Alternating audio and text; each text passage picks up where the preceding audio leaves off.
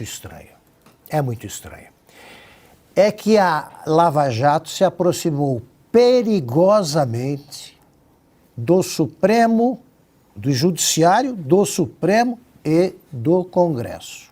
Aí resolveram estancar a sangria. Digamos que a Lava Jato, que o pessoal da Lava Jato tem errado com o tempo de prisões, extenso, né, para uma prisão preventiva.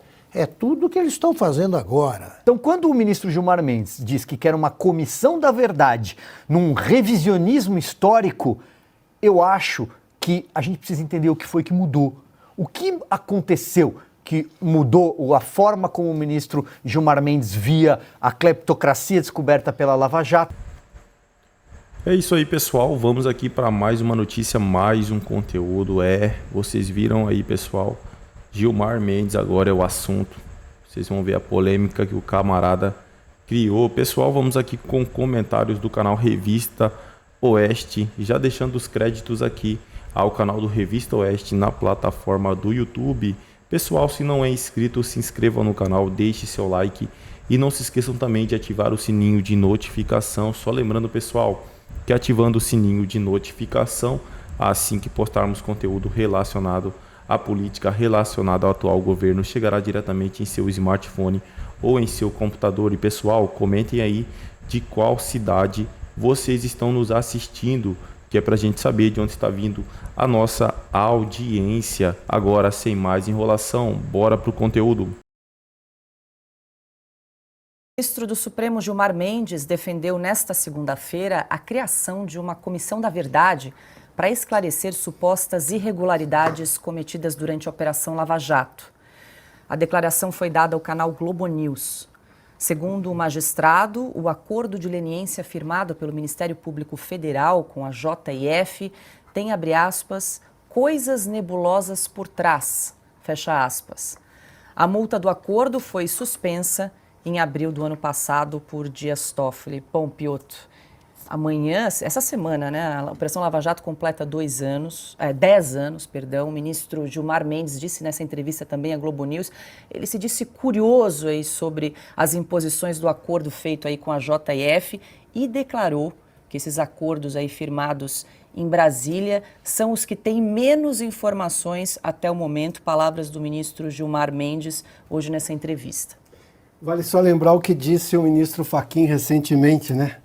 Num debate que, se isso for, como tudo indica, irá ao Pleno do Supremo para votar sobre essas decisões monocráticas do ministro, me foge o nome agora, do ministro Dias Toffoli, haverá um debate intenso porque parte da corte em que pese o fato de algumas concessões, que na verdade concessões gigantescas que abriram a porta de maldades, a caixa de Pandora contra a Lava Jato, as ferramentas todas foram, parece que, liberadas a partir daí, mas parte da corte tem uma visão muito clara do que foi a Lava Jato.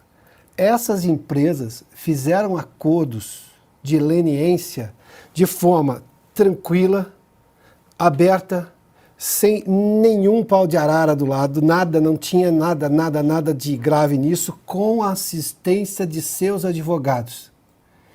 Ou seja, qual é a real intenção de rever todos esses acordos de leniência com empresas que, de forma muito clara, tranquila, como nós já mostramos aqui, dos seus diretores presidentes, ou seja, de seus acionistas, de pessoas que comandavam as empresas, assumiram a corrupção aqui no Brasil. Essas empresas fizeram acordo de leniência também no exterior, quer dizer, bom, e lá por que fizeram? Não foi a Lava Jato que as obrigou, são as autoridades da justiça e da polícia de outros países. Mas, enfim, essas empresas fizeram os acordos de leniência assistidas pelos seus advogados. Não houve nada de violência contra elas. Não foi num porão do DOI-CODE, como parece fazer crer quem é contra a Lava Jato e esses acordos de leniência. É importante que esta questão venha à tona, que essa discussão se dê no plenário, porque aí os brasileiros, aliás, com o plenário presencial, nada de votação pelo sistema eletrônico do STF, não. para os brasileiros saberem quem é cada um dos ministros e o que pensa cada um dos ministros sobre a Operação Lava Jato, que tinha se transformado no que eu chamo do terceiro valor da sociedade brasileira. O primeiro, sim, é a liberdade de expressão, a democracia, e nós estamos lutando por ela, a estabilidade da moeda, que veio na sequência, e o outro era o combate justamente à corrupção, que a Lava Jato demonstrou de forma muito clara e inequívoca. Importante que isso venha ao plenário. Não por decisão de comissão da verdade, não. Discussão dentro do plenário, ali, do Supremo Tribunal Federal. Ana. Paula, eu abri aqui, enquanto o Piotr falava, acordo de leniência e, de acordo com o site do governo brasileiro, exatamente da Controladoria Geral da União, acordo de leniência é um instrumento sancionador negocial celebrado com uma pessoa jurídica que colabora de livre e espontânea vontade, entregando informações e provas sobre os atos de corrupção de que tem conhecimento e sobre os quais assume a sua responsabilidade objetiva. Fecho aspas para o site do governo do Brasil, da Controladoria Geral da União. Então, ou seja, essa comissão da verdade do ministro Gilmar Mendes nada mais é do que reescrever a história e reescrever páginas que caibam no futuro nas narrativas, como disse o Silvio Navarro, a frase, né, a palavra do momento, páginas que caibam nas narrativas dos corruptos favoritos do Supremo Tribunal Federal, dos corruptos de estimação. Porque, como o Piotr muito bem lembrou, acordos de leniência que foram assinados aqui nos Estados Unidos com o Departamento de Justiça do governo americano foram acordos na casa dos 4 bilhões de dólares. E aí você passa uma borracha nisso tudo, ministro Gilmar Mendes? Finge que não aconteceu, que aqui nos Estados Unidos essas empresas, armas foram colocadas na cabeça dos controladores dessas empresas e eles foram obrigados a assinar acordos de leniência na casa dos 4 bilhões de dólares? A pergunta é retórica. O brasileiro já sabe muito bem que o Supremo Tribunal Federal se tornou uma corte política e que não apenas no presente e no futuro, mas que agora, no passado, vai tentar reescrever a história para que tudo caiba da maneira mais confortável aos seus aliados corruptos nos partidos políticos.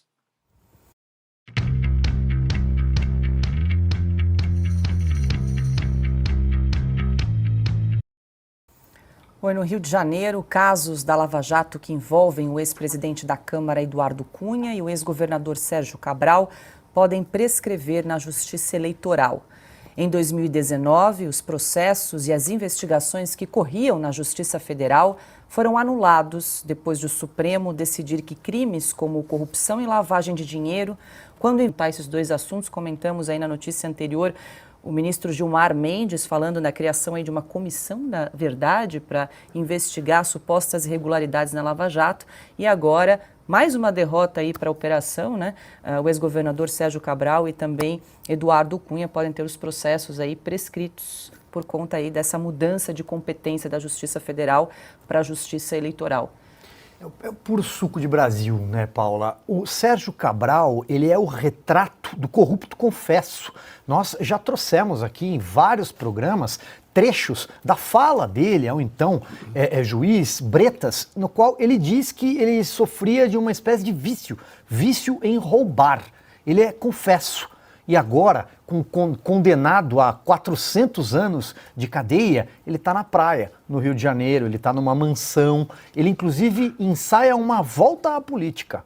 O Eduardo Cunha, a mesma coisa. Todos eles foram condenados, mas o que acontece é que a Lava Jato, agora, quando completa uma década, ela não existe mais, principalmente nas cortes superiores. Ela foi sepultada e enterrada pelo Supremo Tribunal Federal. E 3 ministros comandaram essa operação na corte. O ministro Gilmar Mendes, para quem a Lava Jato havia descoberto uma cleptocracia no país, mas hoje ele mudou o discurso e se trata do germe do fascismo. Curitiba foi o germe do fascismo, segundo o ministro. O ex-ministro Ricardo Lewandowski, com decisões especialmente que envolveram a Odebrecht, aquela delação matriz da empresa, que foi a grande empresa do Petrolão, e o Dias Toffoli, esse sim, o coveiro que jogou a última pá de cal com esses acordos sendo absolutamente rasgados, acordo de leniência, bilionários de empresas que também elas admitiram o roubo no exterior, como bem lembrado pela Ana. Então, quando o ministro Gilmar Mendes diz que quer uma comissão da verdade num revisionismo histórico, eu acho que a gente precisa entender o que foi que mudou. O que aconteceu que mudou a forma como o ministro Gilmar Mendes via a cleptocracia descoberta pela Lava Jato e hoje a Lava Jato é tão problemática. Me recordo de maio de 2016, por exemplo, naquele áudio que a Folha de São Paulo publicou entre o então ministro forte do governo Michel Temer, Romero Jucá, né, que Michel Temer assumiria, mas o áudio é anterior, claro, mas o Jucá foi ministro do Temer também, com o Sérgio Machado, presidente da Transpetro, e que ele diz: é preciso estancar a sangria num acordo que envolva todo mundo. Impeachment da Dilma, coloca o Michel lá, para usar as palavras dele, e um acordo com o Supremo e com tudo. É o que resta. É aquela lembrança da fala do Romero Jucá. Porque o que mudou? O que é que aconteceu que o Supremo decidiu fazer o que fez com a Lava Jato? A maior operação anticorrupção da história do Brasil. Nós vimos passeatas enormes em defesa da Lava Jato, Avenida Paulista enorme, um boneco do Lula, o Pichuleco. Por quê? Porque o Brasil cansou, estava farto da corrupção e a Lava Jato cumpriu esse papel. Então, o que nós estamos fazendo agora é retroceder na história para uma era onde a corrupção era institucionalizada. Não cheira nada bem. Agora, tentar esse revisionismo também pode ser um tiro na água, um tiro no pé, porque voltar é impossível na existência. As pessoas sabem o que aconteceu. O dinheiro não foi parar em contas na Suíça sozinho por vontade própria, não. Pois é, Augusto, o que será que mudou de lá para cá, né? Vamos só exibir esse vídeo do Gilmar Mendes falando que o PT instalou uma cleptocracia, um vídeo lá de 2015. Na verdade, o que se instalou no país nesses últimos anos, está sendo revelado na Lava Jato, é um modelo de governança corrupta. Algo que merece o nome, claro, de cleptocracia. Isso que se instalou. Isso é evidente. Veja o que fizeram com a Petrobras, veja o valor da Petrobras hoje. Por isso que se defende, eu falei isso, por isso que se defende com tanta força as estatais. Não é por conta de dizer que as estatais pertencem ao povo brasileiro, porque pertencem a eles. Eles tinham se tornado donos da Petrobras. Esse era o método de governança. Infelizmente, para eles, e felizmente para o Brasil, deu errado. Augusto. Olha aqui, eu já vi pessoas mudando de ideia. Mudar de ideia em si não tem nada de errado, se você mudar para melhor. Agora, eu nunca vi alguém sofrer uma mudança tão radical depois dos 50 anos sem que isso gere suspeitas. Não dá. Depois de uma determinada idade, você consolida o que você pensa e vai fazendo pequenas mudanças. Agora, você ser ápice, como tem acontecido com muitos jornalistas, você é radicalmente a favor do negócio e fica radicalmente contra, sem ter acontecido, sem explicar nada, é muito estranho. É muito estranho. É que a Lava Jato se aproximou perigosamente do Supremo, do Judiciário, do Supremo e do Congresso. Aí resolveram estancar a sangria. Digamos que a Lava Jato, que o pessoal da Lava Jato tem errado com o tempo de prisões, extenso, né, para uma prisão preventiva. É tudo o que eles estão fazendo agora. Então eles não se espantam com isso, não, cara. Como é que pode o Gilmar Mendes falar: temos encontro marcado com as alongadas prisões de Curitiba, e não marca o encontro com o pessoal de Brasília, que está muito mais perto, e acaba com as prisões alongadas lá.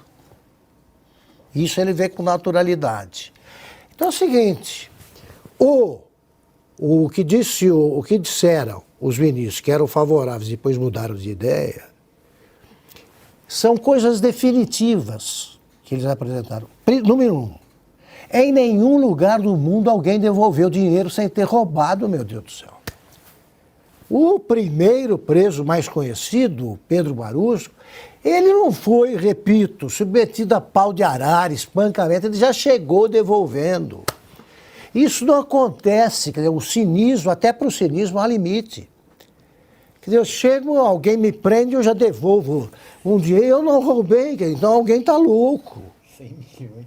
Mas os acordos de leniência, eles eram firmados com condições pré-estabelecidas, entre as quais figurava o seguinte: você tem de provar o que você está contando, dá provas. Dei o dinheiro para fulano, como mostra o Marcelo Odebrecht.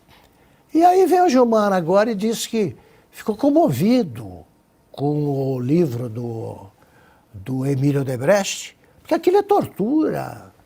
É uma tortura. Tortura é o que andam fazendo com o pessoal do 8 de janeiro. Mas não, que tortura. Ele não foi preso nenhum dia, mandou o filho no lugar dele. O pai e o filho romperam por causa disso.